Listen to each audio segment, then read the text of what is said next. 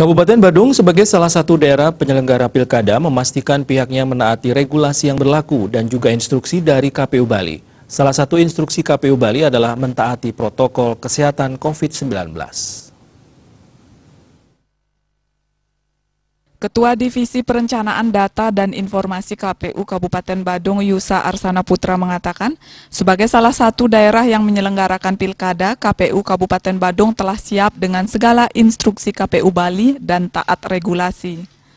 Sosialisasi kepada masyarakat untuk datang ke TPS pada 9 Desember dilakukan dengan menerapkan prokes COVID-19 yang ketat. KPU Kabupaten Badung yakin bahwa partisipasi masyarakat untuk datang ke TPS tidak akan berkurang dari target 85% pemilih. Sebab kesehatan masyarakat bebas COVID-19 telah dijamin dengan taat penerapan prokes COVID-19.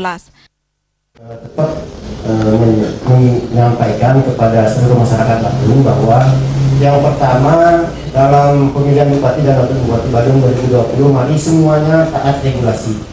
Jadi apapun aturannya harus kita taati bersama.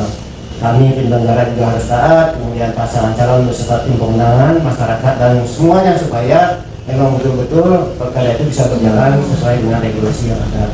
Termasuk di dalam regulasi itu adalah pencegahan COVID-19.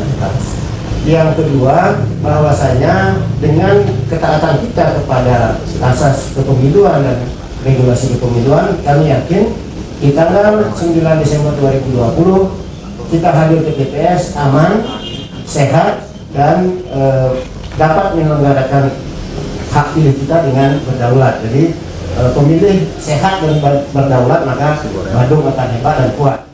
Ditambahkan anggaran untuk pengadaan APD dan alat-alat prokes COVID-19 telah ditambah dari anggaran sebelumnya. Desa Aryani, Bali TV.